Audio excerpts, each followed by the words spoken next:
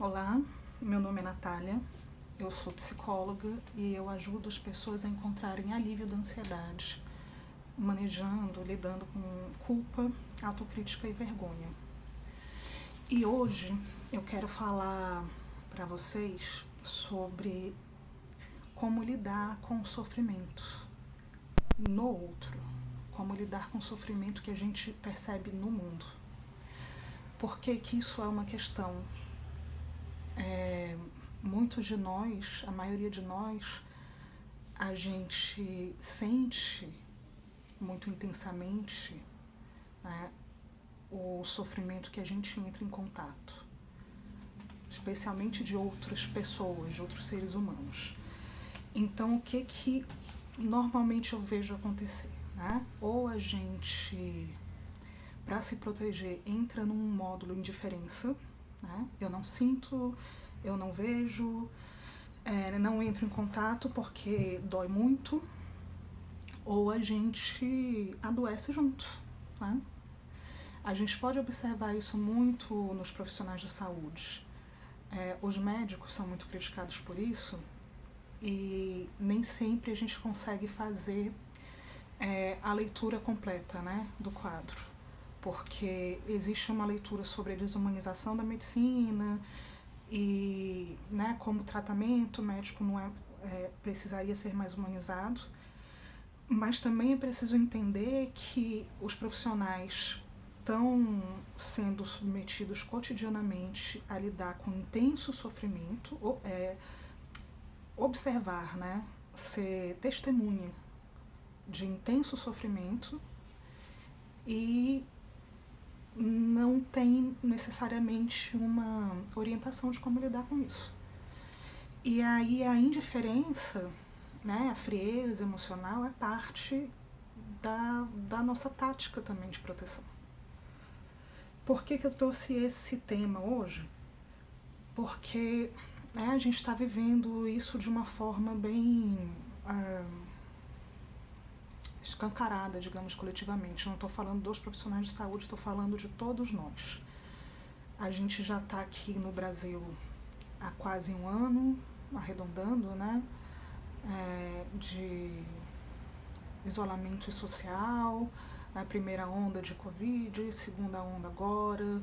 No momento que eu estou gravando esse vídeo, a gente está vivendo uma situação terrível em Manaus, que é muito assustadora, que é assustadora para o país, porque vírus não respeita fronteiras territoriais, né?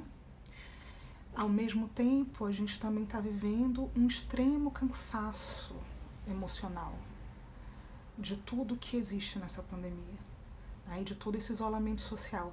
E aí também sugiro quem estiver sentindo cansaço físico que dê uma olhada num outro vídeo que eu fiz, que já está publicado na página, sobre cansaço e ansiedade, né? Sobre por que eu não consigo descansar, por que eu não consigo me sentir revigorada, mesmo quando eu descanso os meus músculos, digamos assim.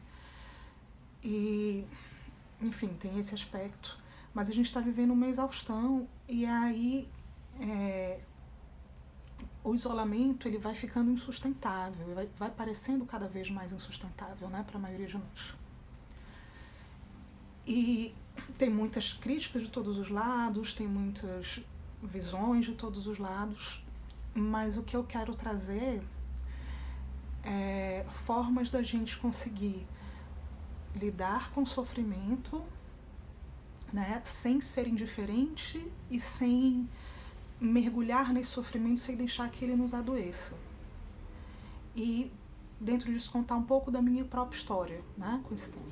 Eu sempre trabalhei com gente com muito sofrimento.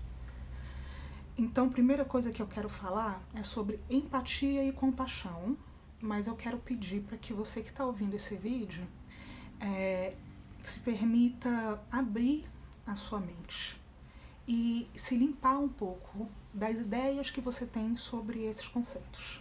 Né? E talvez até um passo antes, vamos falar de empatia.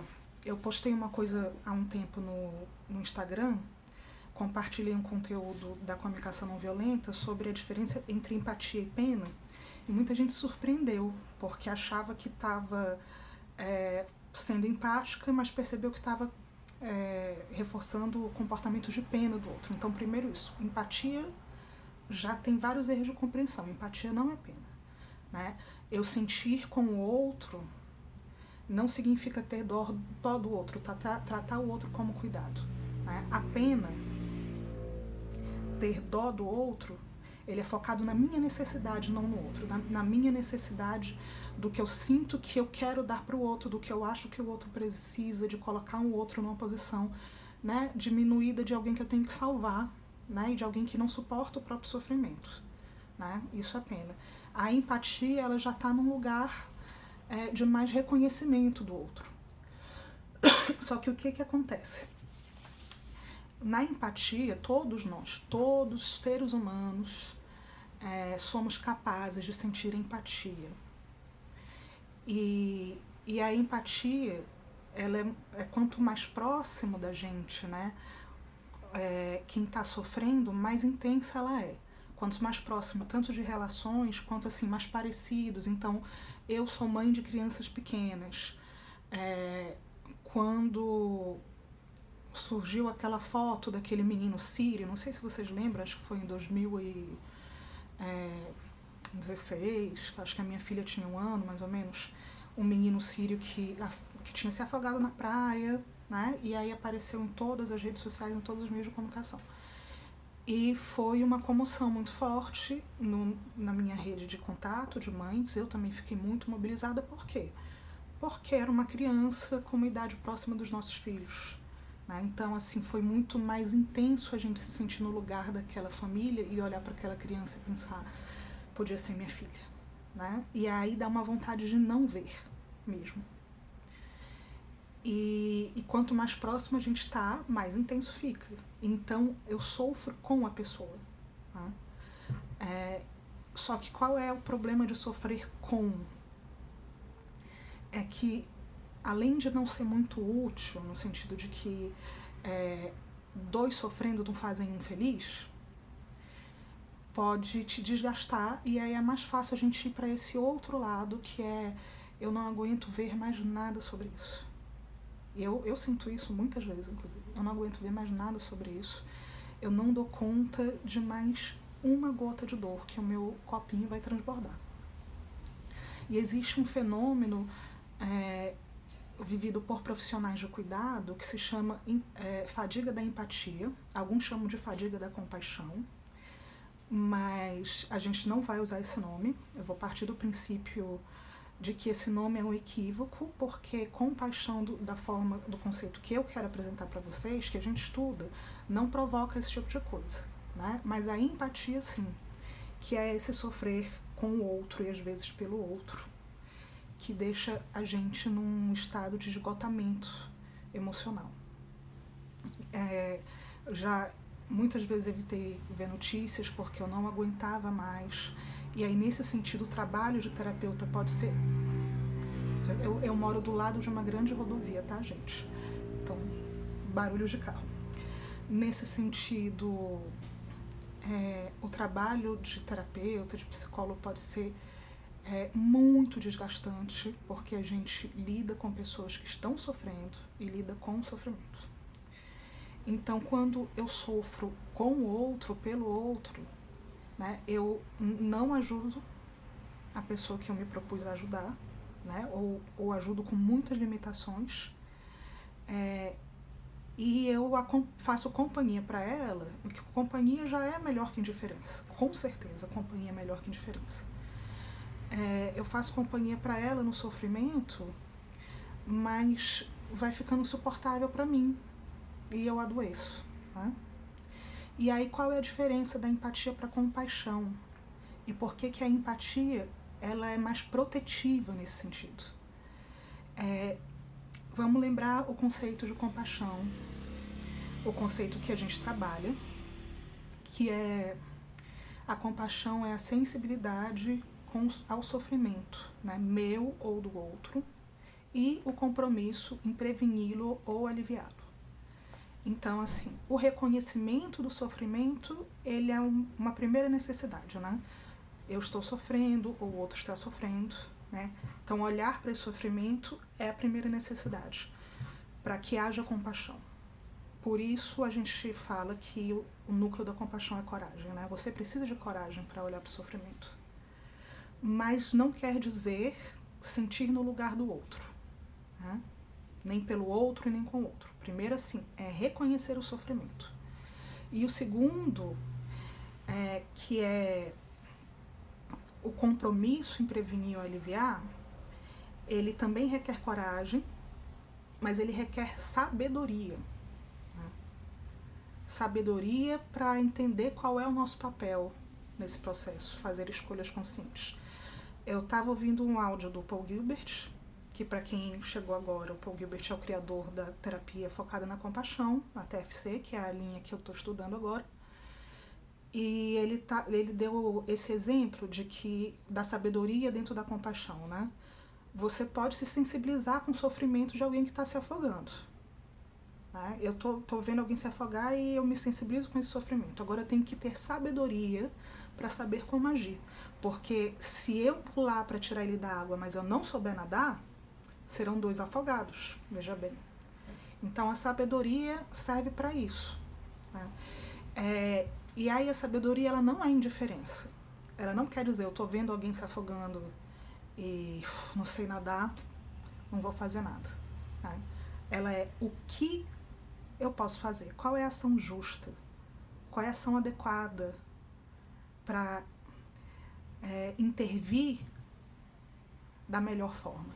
Né? E aí eu quero dizer novamente que às vezes a empatia frente ao sofrimento do outro, ela traz essa fadiga, mas tem uma outra coisa que também eu vejo que nos provoca muito frente ao sofrimento do outro, que é a culpa por não estar sofrendo, né? Não dessa maneira, pelo menos. Então a gente tenta se colocar no lugar do outro e às vezes até tira o protagonismo. Então, assim, eu pular na água para me afogar pode ser também um movimento, pode ser movido por culpa, entende? Nossa, ele está se afogando, como eu vou deixar ele sozinho? Eu entendo que tem uma solidariedade aí também. Só que isso não ajuda ninguém. Tá? Então, a gente precisa, além de cultivar a coragem, né, a empatia, a gentileza, a gente precisa cultivar a sabedoria para entender como agir frente ao sofrimento do outro. E isso pode nos ajudar muito a lidar com a nossa angústia e as nossas ansiedades, tá? Frente à tragédia humana. Porque, gente, como diria também Paul Gilbert, a vida, ela não é boa e ela não é ruim, mas ela é trágica. Né? A gente adoece, envelhece, morre, né? As pessoas que a gente chama também. Então, assim, a vida, a efemeridade da vida, né? O fato de que as coisas são temporárias, de que a gente não tem controle, e a gente tem desejos, e desejos que não podem ser realizados, isso já é o plot, né? Já é a trama da tragédia. Então, como é que a gente pode aprender a ter compaixão, né? E manter a saúde lidando com a tragédia da vida humana? Cultivando a sabedoria. E aí eu quero compartilhar com vocês, né, algumas coisas que eu vivi e como é que eu tenho trazido isso para minha vida da melhor forma. Algumas coisas mais antigas e umas coisas mais recentes. Primeiro, eu quero falar para vocês que há muitos anos eu trabalho com contato direto com muito sofrimento. Né? Eu sou psicóloga do sistema socioeducativo aqui no Distrito Federal. Antes de ser servidora do GDF, eu já trabalhava como terceirizada nessa área. E, para quem não sabe, sistema socioeducativo é um nome chique para adolescente preso. Né? Não é só preso, mas assim, eu comecei trabalhando nas internações. Trabalhei no antigo CAGE, que quem não é de Brasília não vai ter essa referência, mas é um centro de internação, né? Adolescentes que são acusados e sentenciados por atos infracionais, né? Que são atos análogos a crime, que cumprem medida de internação, que a gente chama medida socioeducativa de internação, eles vão para esses centros de internação. Né? que são prisões para adolescentes. E também trabalhei no meio aberto, né, que a gente chama de liberdade assistida, que é um tipo de pena mais branda, de sentença mais branda, né, não é pena, porque não é código penal, em que os adolescentes continuam morando nas suas comunidades, nas suas casas, com as suas famílias, e eles são atendidos por uma equipe do Estado, né, que acompanha o cumprimento da medida socioeducativa e vincula esse adolescente à política, saúde, educação, enfim.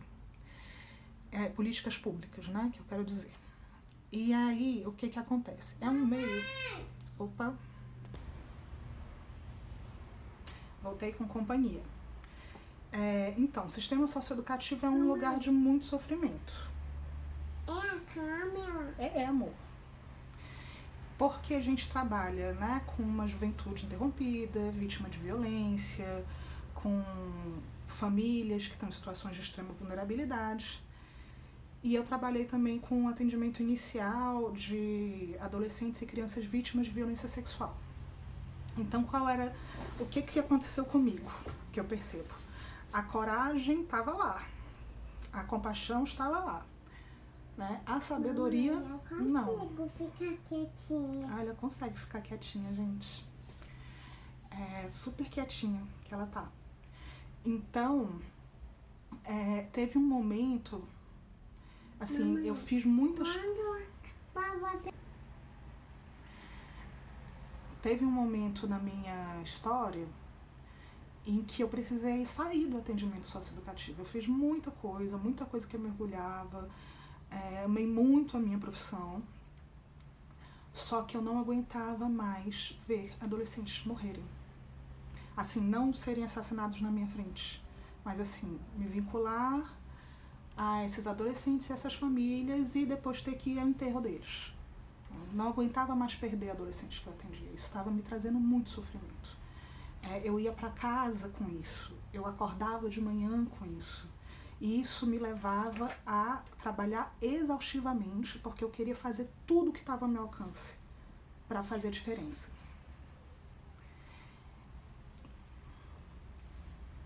E isso chegou um momento que me impossibilitou de agir, né? Eu não estava me ajudando e eu não estava ajudando esses adolescentes e essas famílias. E é algo que também me motivou a estudar a compaixão, porque eu vi que também seria um caminho possível para eu aprender a lidar com esse intenso sofrimento de uma forma mais inteira e de uma forma que eu pudesse ser mais útil, entende? Tendo contado essa história, né, bem resumidamente, aí eu quero falar um pouco para vocês como foi essa semana para mim. Essa semana em que a gente está acompanhando Manaus sem oxigênio e, né, tendo notícias de bebês prematuros tendo que ser transferidos, 60 bebês, e ao mesmo tempo em que a gente acompanha várias pessoas que a gente conhece que já cansaram do isolamento social, né, e que precisam cuidar da sua saúde mental. Eu estou muito abalada, agora um pouco menos, mas estava muito abalada mesmo emocionalmente com a situação de Manaus. Por quê? Não só porque eu sou humana, e sou psicóloga, e sou mãe de crianças pequenas, que essa aqui há 3 anos atrás era um bebê, né? Mamãe? Você. Eu era um bebê? Meu amor, você era um bebê. E logo, alguns meses antes de estourar a pandemia, a gente teve uma situação na minha família muito difícil. A mamãe é grande. Os meus pais ficaram na UTI, eu posso falar isso porque, enfim, não é segredo na família.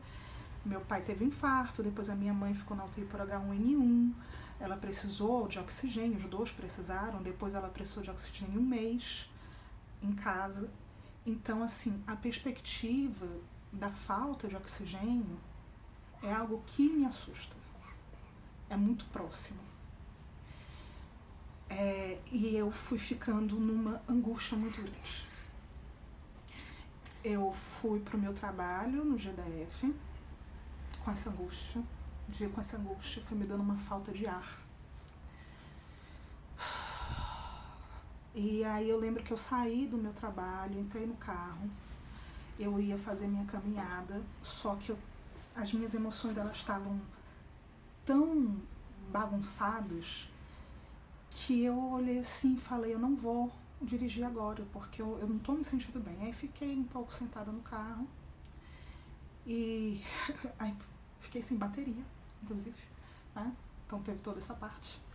O carrinho tá velhinho. E aí foi bom para eu refletir um pouco. Mamãe, mamãe, carrinho dá pra entrar? Dá pra entrar, meu amor, dá. E tem porta? Tem 4.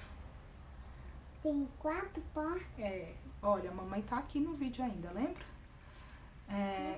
O que foi bom? Em que me ajudou essa pausa, né? E aí eu quero compartilhar com vocês. Mamãe. Depois a gente fala. O que me ajudou nessa pausa é assim, eu vinha conversando com algumas colegas de profissão sobre a indiferença que as pessoas estavam sentindo e sobre essa questão de como, nessa ideia que a gente desenvolveu sobre saúde mental individual, sobre, né, eu faço o que eu preciso para cuidar da minha saúde mental e como se isso fosse uma coisa descolada da realidade. E aí, e o meu medo, né, eu estava sentindo medo, na verdade, raiva, mas principalmente medo. E aí quando eu parei, eu pude reconhecer que dentro da minha confusão emocional, essas emoções estavam presentes. E aí eu fui aos poucos resgatando e me lembrando desses aprendizados, né, da diferença entre empatia e compaixão. Pedi até ajuda para algumas colegas, fui reler algumas coisas. Aí quando eu cheguei em casa, eu percebi que o primeiro passo que eu devia tomar era cuidar das minhas emoções. Posso abrir o olho? Você pode abrir o olho, amor, você só tem que deixar a mamãe falar. Tá bom. Obrigada. O primeiro passo era cuidar das minhas emoções, e é até interessante que a minha filha mais nova esteja aqui no meu colo, porque como eu fiz isso... Você. Eu fiz isso, eu senti que eu precisava muito da presença delas. Essa nova, mamãe. Você é bem novinha. Essa é bem novinha. Eu precisava me sentir próxima, eu precisava sentir que eu estava em segurança e que a minha família estava em segurança. Então eu tirei a noite para ficar muito próxima das crianças, né? Assim, contato físico mesmo, pele com pele. Isso é uma forma de provocar calma. Eu falo disso, acho que em algum vídeo, e é um assunto que eu sempre vou trazer sobre regulação emocional, que é o contato físico.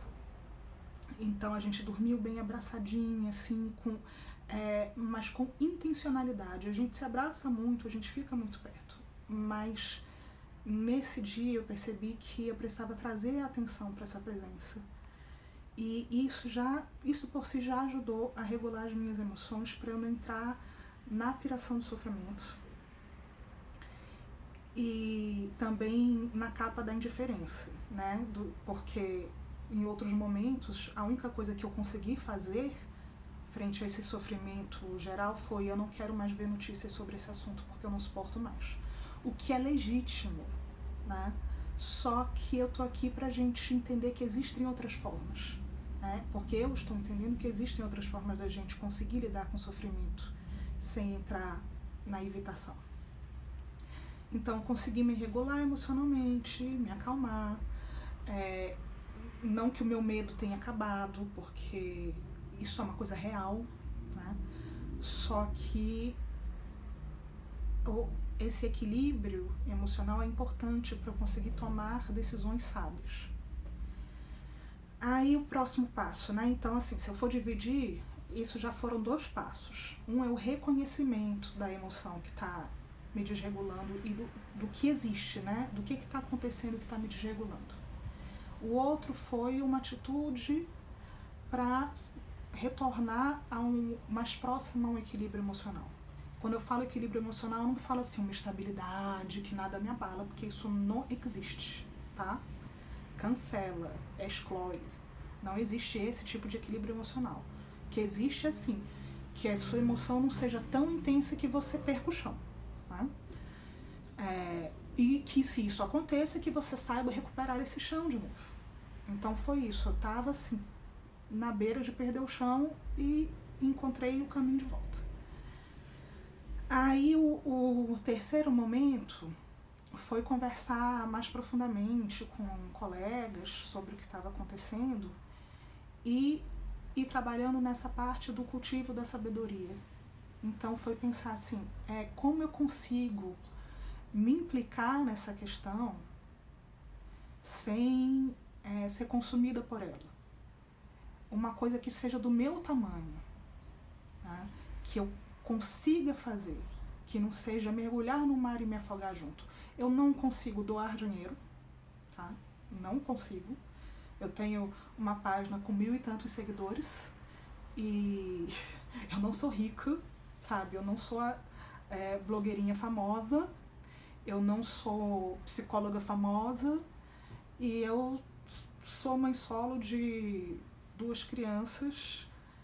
Então, assim... Mamãe, Oi, amor. mamãe fala? Sou, neném. Sou.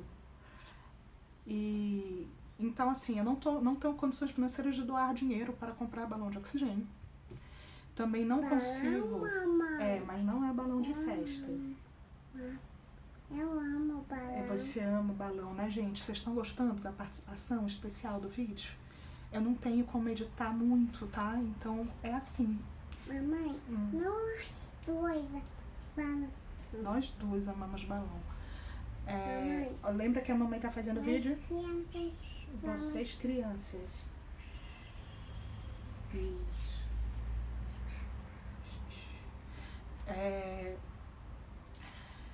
Então eu também não consigo atender pessoas de graça ou apreço social nesse momento da minha vida financeira, familiar e econômica, para assim ajudar a mitigar o sofrimento de quem não encontra ajuda no SUS.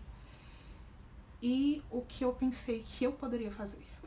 Eu posso falar sobre saúde mental de forma a trabalhar ativamente para ajudar as pessoas que estão sofrendo a entenderem que elas não precisam furar a quarentena para se sentir melhor e para regular as suas emoções. Né?